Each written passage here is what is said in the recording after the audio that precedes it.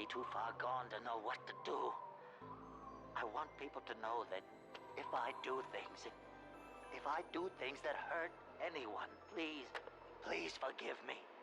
Just watch over me until I can find my way out of this labyrinth in my brain and regain my sanity.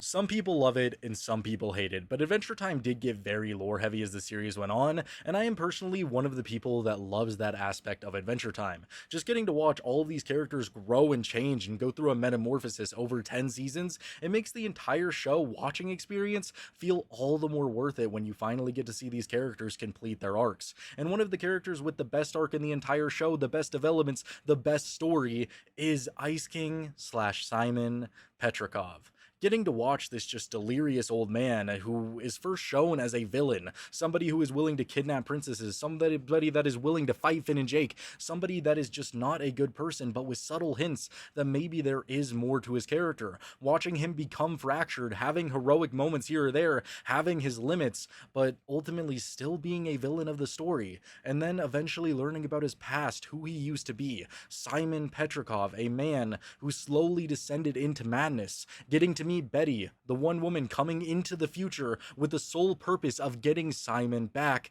taking him away from the madness, ultimately to eventually do that at the cost of herself. It is an incredible story that deals with depression, the pain of loss, and just overcoming the madness of it all.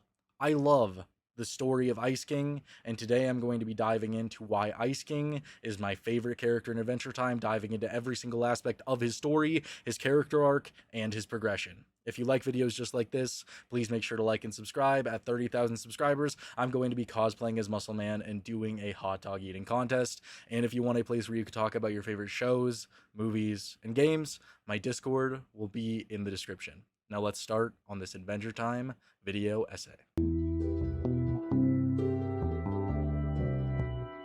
The first aspect of Ice King's character that I want to tackle is the idea of delirium. He was first shown to just be purely consumed by madness, but the thing that I loved most is even in his introductory episode, Prisoners of Love, there are subtle hints that he might be more than that the creators always had this plan to make him more of an interesting character than just this villain. Because yes, at the beginning of this episode, he's just like, "Do you know what Ice King means?" And Finn and Jake just roast him, calling him a big nerd, and he freezes them. Do you know what Ice King means? Yeah, I know what Ice King means. A big nerd. Oh, holy cow. He kidnaps Finn and Jake, which would be something that is considered to be very villainous. But then we just get small scenes like this where he's just struggling to get them up the hill. He just pauses to pull out some trail mix.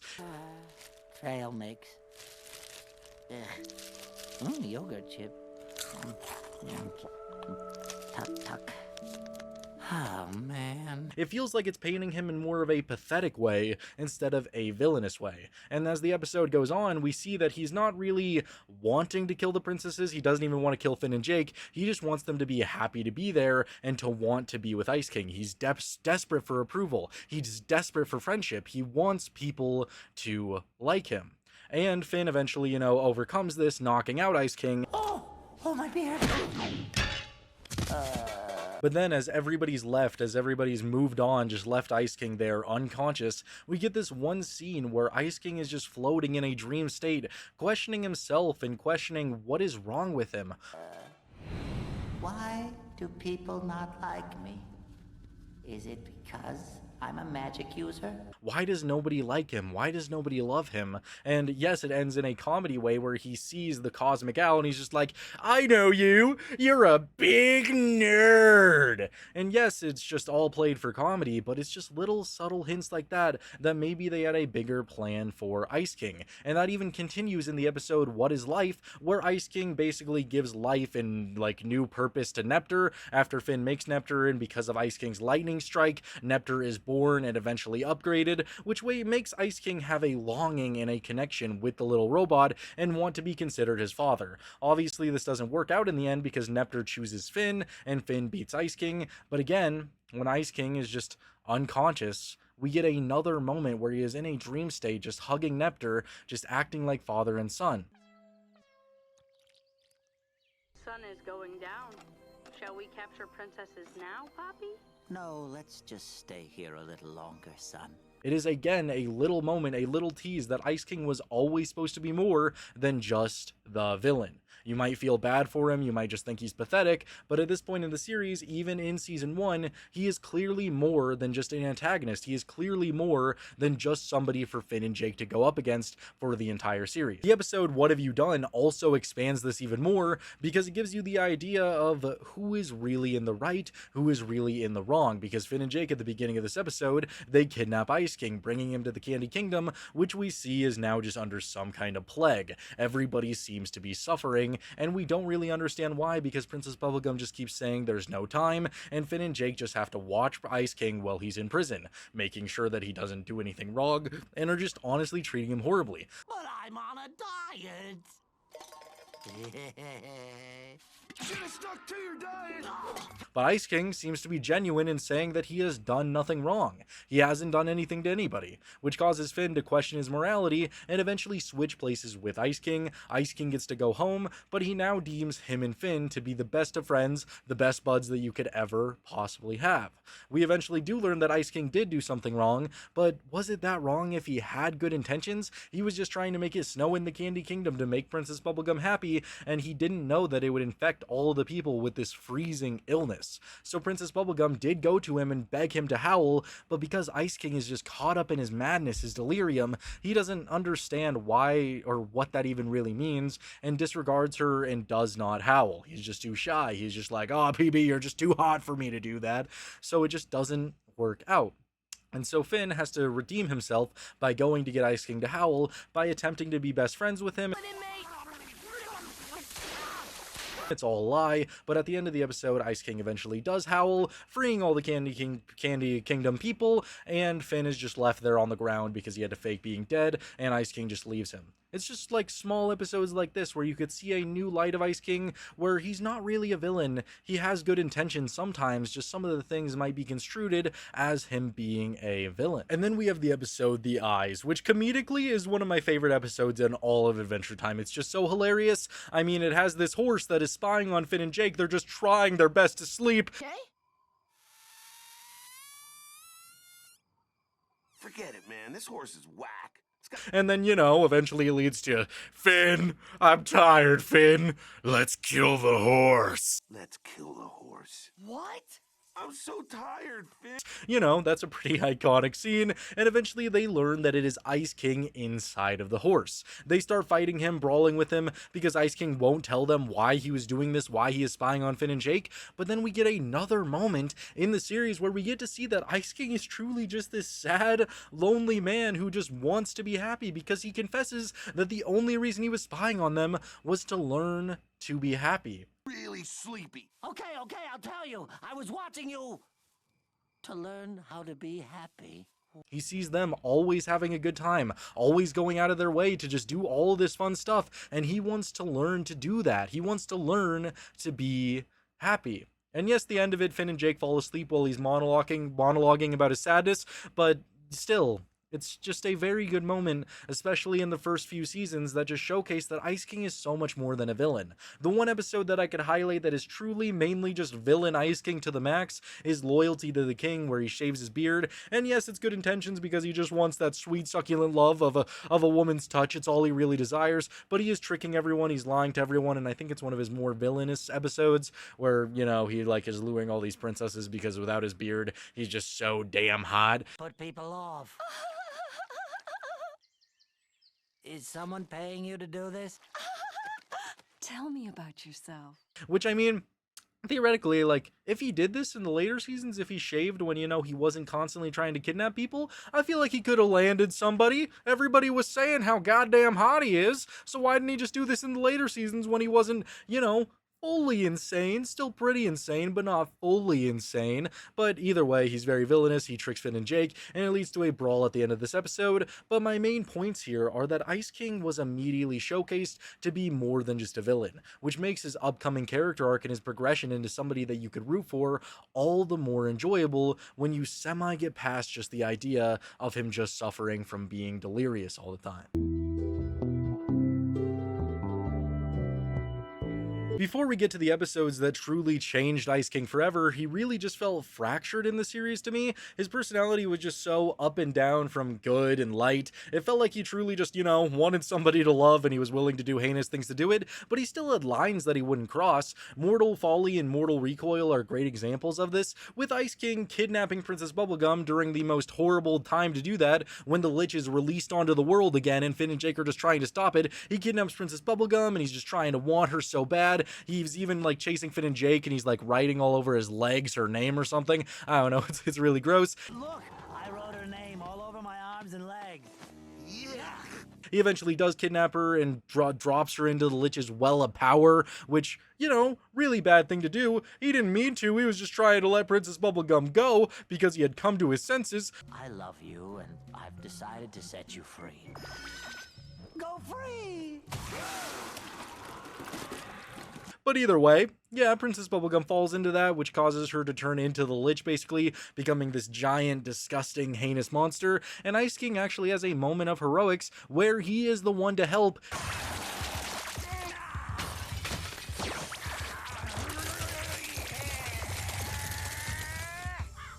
He is the one to save the day by freezing the giant monster and almost killing Princess Bubblegum, but still saving the Candy Kingdom. A moment of heroics that was caused by a moment of pure idiocy, still advancing his character a little bit, and then we get a phenomenal moment at the end of the episode where I am so proud of my guy for not being a pedophile. She's 13 years old now. Oh, dang it! Well, I'm out of here. Goodbye, everyone. Can't say the same about a lot of people in today's world. It's really sad. But even Ice King, the man who is so mad that he would kidnap any woman, when he sees Princess Bubblegum walk out just being a ripe old 13 years old, he's like, oh, dang it, and just leaves. What a guy. Can we just get a clap for that moment? That even Ice King isn't willing to go that disturbingly, disgustingly low. Let's give him a round of applause. I think that's a great character moment for Ice King. I don't know if it's advancing his character. I'm hoping he was always just that good of a person. But either way, very good moment for Ice King there. Very proud of him. And then just in a few other episodes, he still has those villainous tendencies, but still sometimes for better reasons. The episode Still is a phenomenal example of this, where he just wants Finn and Jake to be best friends with him, and he's just going to force it upon them by making them literally still. They're just chilling, and all of a sudden, they can't move. Finn's just stuck like this, Jake is stuck, they can't move at all, and Ice King just invades their house and starts dressing like Finn. It's adventure time! Making them omelets with his foot. Well, how about I make us some omelets? That sounds pretty good, actually. I'm gonna put my foot in it. And Finn just has to call in a bunch of butterflies to help him out. And I really like the end of the episode where the antidote has like Gunter, and Gunter's like dancing as he pushes the bottle and the antidote out, and they're all just frozen.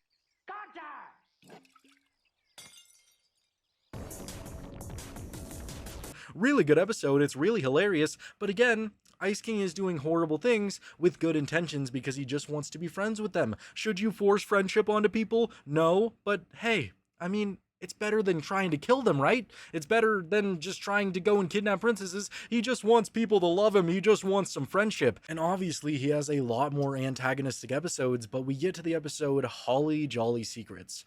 And this was a moment in the series that truly changed how I perceived Ice King, how the majority of the audience perceived Ice King, and gave such an incredible layer of depth to his character, and makes him one of the best characters in the entire show. Throughout this episode, Finn and Jake find old tapes that the Ice King used to have, and they're watching them all, and it's a lot of comedy with Ice King just trying to break into their house to stop them from watching these tapes, but at the end of this episode, this two-part series, we eventually get to this moment where they get to the most important tape, where we get to see Simon Petrikov for the very first time, and he is just explaining the crown, how he put it on, and how his fiancée just looked at him in horror when he finally got it off. What did I say? What had I done when I wore this crown? All I know is I never saw Betty again. When he finally saw those visions of the ice and the snow, and how it overtook his mind, and how he never saw his fiancée Betty ever again. And then we just get to see his slow descent into madness. If I do things that hurt anyone, please forgive me. How he's just saying, whatever he does, please forgive him. whatever he will do when he puts on that crown. Please, if he hurts people, please forgive him. And how he begs for Betty to come back, how he begs for Betty to love him again. If he could ever regain any slim moments of his sanity, please forgive him. And then maybe, Betty, my princess, maybe you will love me again. Please love me again, Betty. It is such a tragic addition to his character. It makes everything that we've seen before make so much more sense. All of the conflictions, all of the madness, all of the sadness. It's because there's a person trapped inside of Ice King that wants to get out. It's just a madness of a crown that has overtaken him and has made him the person that he is. And it makes you wonder about this other character, Simon, a lot, because it's clear that he wants to get out, he wants to be himself again, and that the madness is all caused from the crown. It is just such a genuinely crazy, shocking moment in the series, and honestly changes everything, and everything they do to add more to this makes the show as good as it is. This one moment truly changed how I perceived Ice King, but everything else that they would add to this revelation would make the show 20 times better. The episode Holly Jolly Secrets added this layer of tragedy to Ice King's character, but the episode I Remember You may be even more important to the overall story when it comes to Ice King and Simon Petrikov, because in this episode we get to learn about the relation of Ice King and Marceline, two characters that never really crossed paths that much, and we finally get to learn why. Ice King goes over to Marceline's house to just try and record some music with her because she's just so good at music, and that's when we see that Marceline is very reluctant to want to do this. She doesn't want to see him. Oh, you got him. Nice job, Marceline. Your constant harassment of the female gender makes me sick. She doesn't want to spend time with this guy. And when Ice King starts acting a little bit nuts, acting a little bit freaky, Marceline is just sitting on their kitchen floor and just sings a song about how nuts he is. But she's actually glad to see him. You know, I'm actually glad to see you. Maybe I'm the one who's nuts. And Ice King, not understanding who he used to be and his relation to Marceline, just gets down and tries to kiss her. But he doesn't understand that it's not that kind of relationship. It's more of a father-daughter kind of relationship, because Ice King was the one who helped Marceline through the post-apocalyptic world. He was the one who basically raised her when she was all alone in the city. He was the one who found her and basically made Marceline who she would become, a good person. And as they're singing the songs, as they look through all of the notes that Simon left, and they sing a song, I Remember You. And it just is a great showcase into Ice King's mind. Marceline, is it just you and me in the wreckage of the world? That must be so confusing for a little girl. Simon Petrikov's mind as he was slowly fading into madness with Marceline, writing songs about how, if I don't remember you, please forgive me for whatever I do. And I need to save you, but who's going to save me? Please forgive me for whatever I do when I don't remember you. It's so sad. It's one of the most powerful moments in the entire series, and it adds such a good layer of depth to Ice King's character, and adds even more depth to Simon, and just how tragic it is that he was slowly losing his mind while trying to care for this little girl, and eventually he lost his mind and had to abandon her. It's just honestly so sad, but hey, that's what I love about this show. It's just this layer of tragedy added to all the characters that makes it so good to watch. And that just ending scene in this episode where it's just Simon meeting Marceline, just finding Hambo in this broken down store and giving it to her, just cheering her up.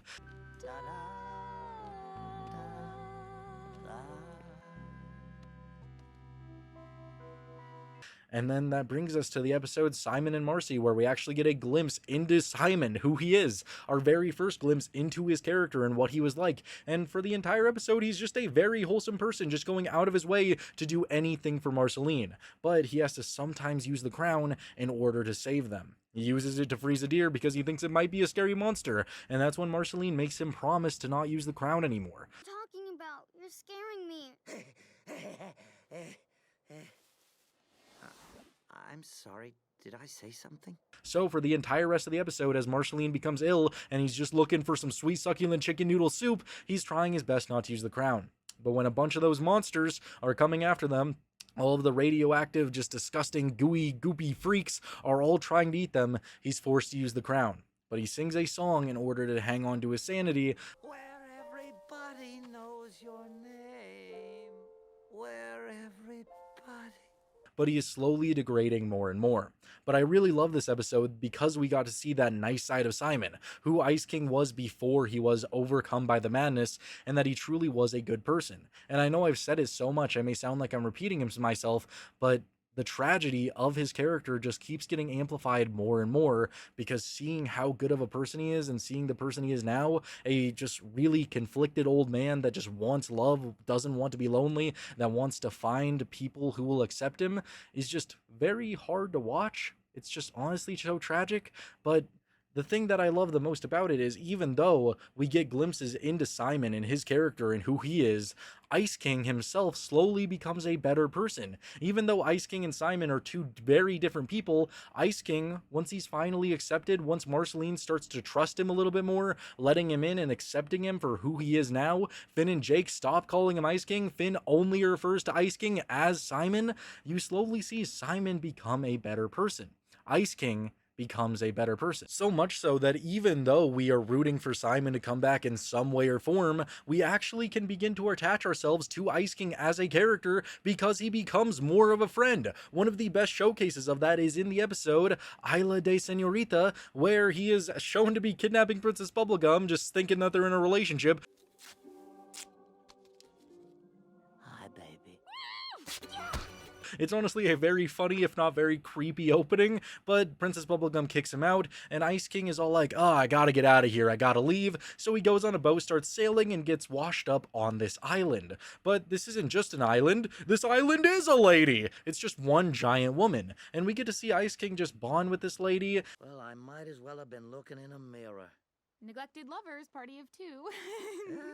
That's us. And even if, a part of him wants to be with her, he's just forming a genuine connection with her. And so much so that he goes out of his way to just stop Party God or whatever from being a bad boyfriend, fights Party God, and even goes back with his, corpse, just hanging it over her and saying that we should break up, we should do all this, you're amazing, and Ice King says goodbye. Ice King wanted me to tell you that he's gonna break up with his girlfriend, too.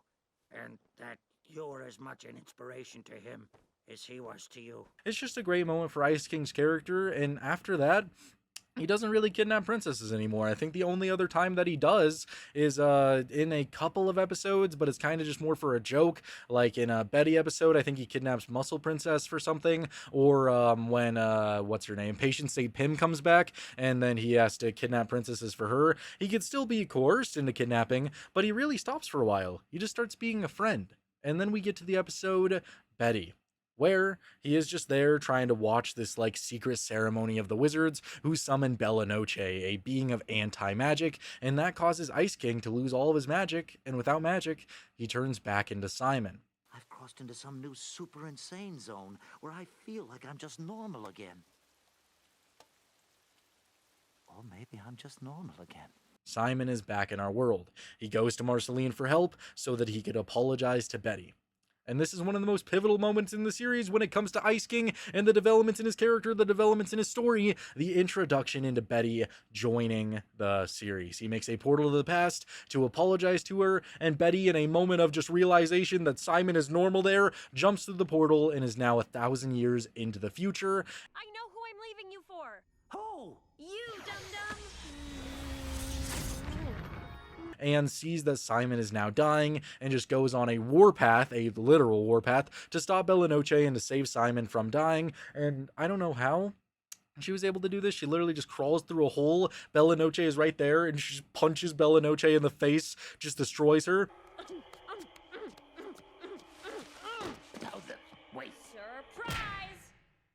Tranch. Yeah, Betty was instantly just a monstrous woman in the show, just honestly just willing to do anything. And from that moment on, Betty is now in the series, riding around on the magic carpet, trying to help Simon come back from being the Ice King. So at the same time as we have Betty looking to bring back Simon, we also have Ice King becoming a better character. And that kind of gives two paths for the story to go, because you could just keep progressing Ice King into being a better person, or you could focus on bringing Simon back. And I think that's a very interesting way to take the character. Now, towards the end of the series, we just got some origins being explained, a little bit more stuff with Betty's progression and learning the secrets of the crown. One of the best episodes that we got in the later half of the seasons when it comes to Ice King is the explanation of the crown, its powers, its madness. All of that was explained in the episode Evergreen, a episode that is told from the perspective of Gunter, the very first Gunter, this just little dinosaur dude who is just infatuated with this man named Evergreen, the ice elemental at the time. He just perceives this man as basically a god, a man who is going to teach him magic, a man who could save the entire world. You get to watch me save the world. Gunter. And at the end of this episode, we get to see a comet is coming towards the world. It's going to destroy everything and just rebirth the world into a new, adding new elements, and Evergreen is just trying to stop this. But unfortunately, a being from his past comes back, just starts wreaking havoc, and Evergreen is unable to use the crown and complete his wish. The crown falls down near Gunter. And because Gunter is just so infatuated with Evergreen, instead of wishing for the destruction of the comet, he wishes to be Evergreen. Gunther, no. Gunther, no. Gunther, buddy, what are you wishing for down there? No. Gunther, no. Gunther, no. But the problem with this is instead of just wishing to be Evergreen, it's how he perceives Evergreen, which is a form of madness and just ultimately respect mixed with delusion, mixed with thinking that he is just the best person in the world, which causes him to become crazy. But his perception of Evergreen is also this mean man who is not willing to teach him anything, who hasn't done anything to him, and is honestly so mean to him, which all combines to just create a madness that is now formed with the crown that will go on for centuries, and all of the wearers will have the same curse that Gunther goes through, becoming the perceived version of Evergreen. It explains the madness of the crown extremely well, and you can completely understand why the crown is like this, why it does what it does, and why it has ice powers, because it's mimicking the ice elemental.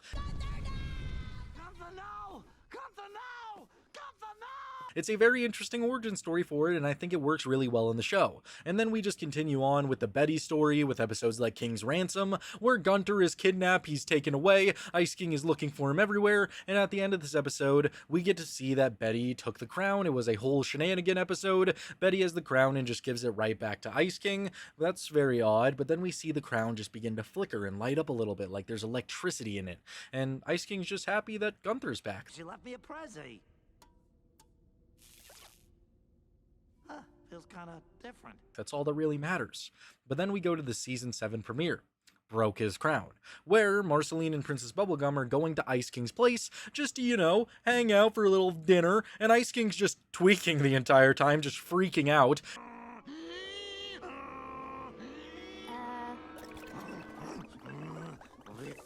And eventually Princess Bubblegum does see this, Marceline sees this, and so they realize they need to help the IK. And this involves studying the crown and learning what's going on with it, and eventually going inside of a simulation to go inside of the crown. And that's when we get to see Simon again. Professor Petrikov! Simon! Marcy! Oh dear, how is this possible? We get a very nice reunion between Simon and Marceline, some good characterization for them, and we get to see that all of the past lives who have worn this crown are still stuck inside of it. It's very interesting. I actually liked seeing that a lot. It was a very weird way to take it, but I enjoyed it for the most part. And most of all, we get to see that there is a floating Betty head that is trying to rewrite everything in the crown, which is causing Ice King to act so weird. And Simon is able to connect with her, break into this Betty's version's computing or whatever, and get her to act like herself and stop her from ruining the crown. I will help you, Simon. You remember me. Stay with that feeling, Betty. Stay with it. Betty! And so she has to reset it, which means Marceline and Princess Bubblegum can never come back to this world. But hey, Simon is with this weird, like, computerized version of Betty, so at least he's happy. And then in this episode, we just got an insight into Simon, an insight into Betty's work, and it just works well for the plot of still progressing this never-ending story that Betty is trying to fix Simon. Now, I haven't really mentioned any of the Fiona and Cake episodes. It's because I really don't care for them very much, but I will talk about the most important one, Fiona and Cake and Fiona, where Ice King meets this, like, old woman who is pretending to be Fiona, and she has, like, Fiona and Cake tapes. Yeah, it's very weird. I don't know how she has those. It doesn't really make any sense in the continuity of the show, but at the end of that episode, you do get to see that Ice King is actually getting like information beamed into his head that has Fiona and Cake on it. So it's not just all coming to him naturally, he's not writing the stories because he's obsessed with Finn and Jake, it's actually getting beamed into his head, which is very important for later. Cake, what time is it? And as the story goes on, it just continues with Betty trying to conquer the crown, trying to figure it all out, and none of this really works. It goes all the way to the Elementals finale, where she steals all of the gems that they're supposed to use to fix Ooh, and is trying to overload the crown, trying to figure it out, and it ends up exploding. It's off and we can talk, maybe? Which teleports her to Mars, where Normal Man is making her stand trial, and is trying to attempt to fix her. Wait, where? Up here. You really donked up. And we don't really get to see Betty until around season 9, season 10 with Temple of Mars, where she realizes that all she needs to do to fix Simon is to harness the power of Golb. So that takes us to the series finale, the episode Come Along With Me, where Golb shows up thanks to Betty and Normal Man summoning Golb to their world, and he is just wreaking havoc. And Normal Man tells Ice King that he has to try to stop Betty from trying to harness the power of Golb. So Ice King goes up there, sweets talked her, singing a Fiona and Cake song, and this causes Betty to awaken and stop harnessing the power of Golb. Oh, Fiona, your fist has touched my heart. She is very angry, but this leads to a whole explosion with Maja being overloaded, and Ice King, Betty, and Finn all go into the stomach of Golb. Finally, my time! And while in the stomach of Golb, Golb starts to digest them, which reverts them back to their natural forms, just slowly decaying them.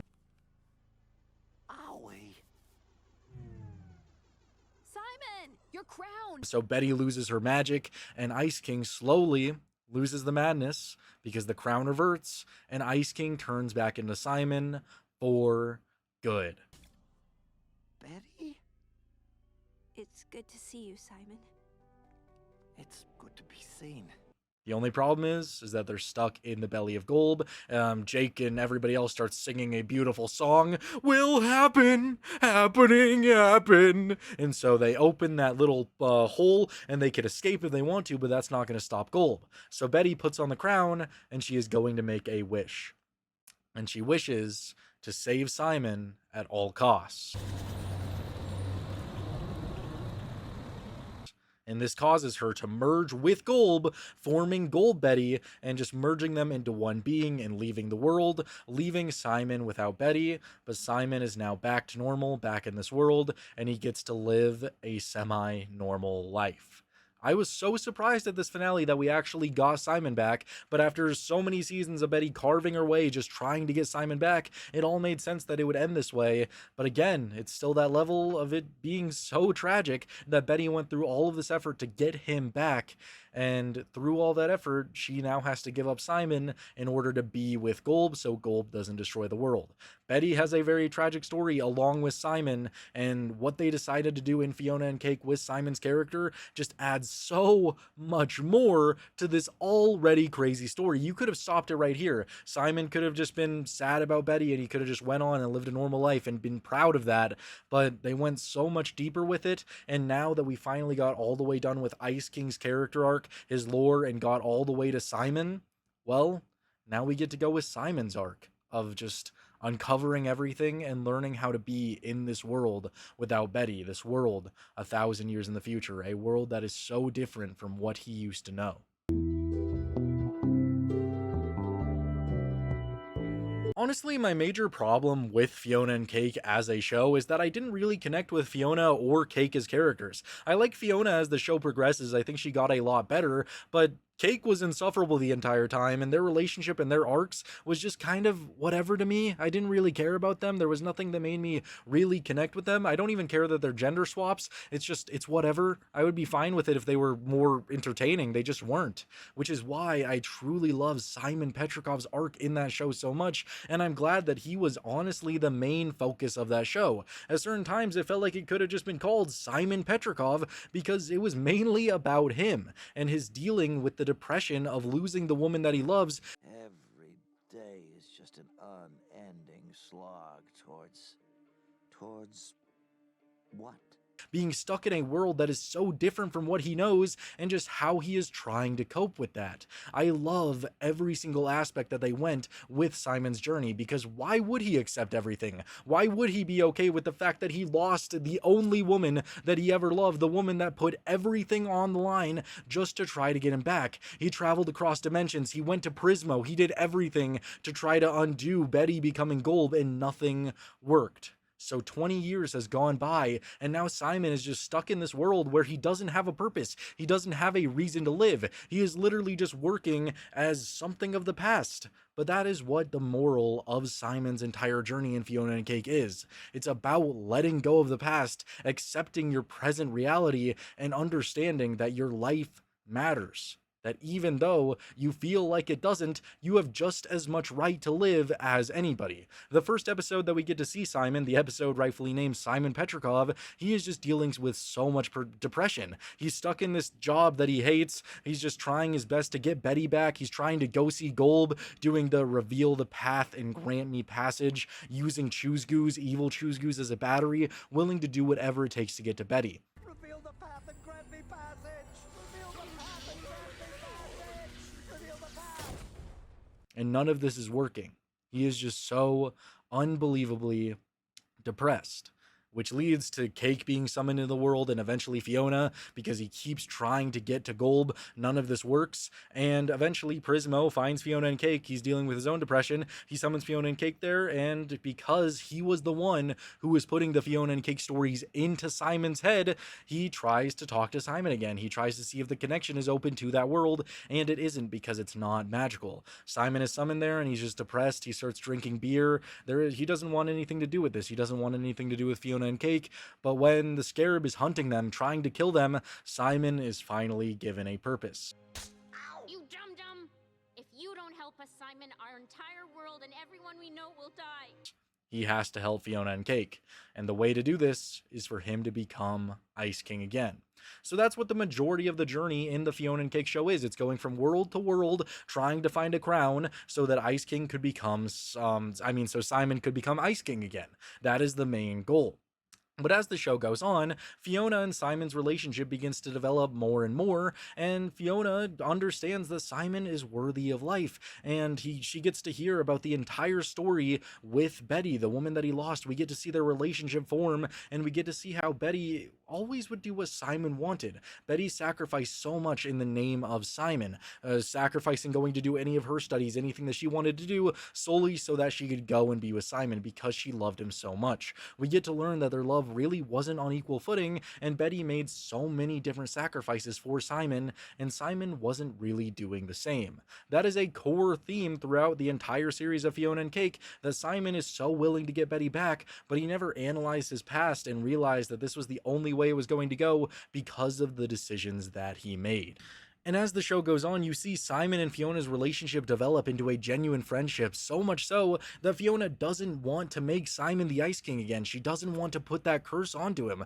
But when there's no other choice and Simon says that it's okay, he does the ceremony once again, reveal the path and grant me passage. Fiona and Cake jump into his head, but instead of it just ending right there like it usually does, Gold Betty summons Simon into her realm.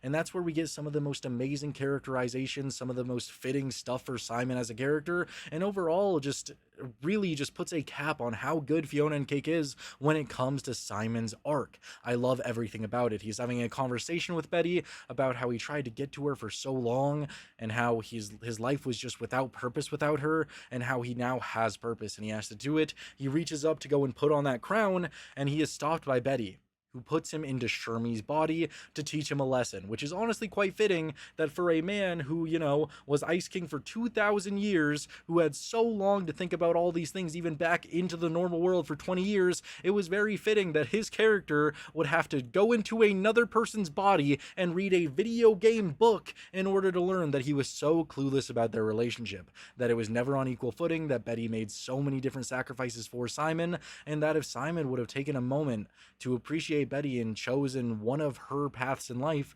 maybe it would have turned out different. You know what? The Enchiridion can wait. Let's go check out some petroglyphs. Really? You do that for me? Maybe he would have never found the crown. Maybe it would have turned out so much better with Betty not becoming Gold Betty. But they both made their choices, and this is where it wound up. Where are you going?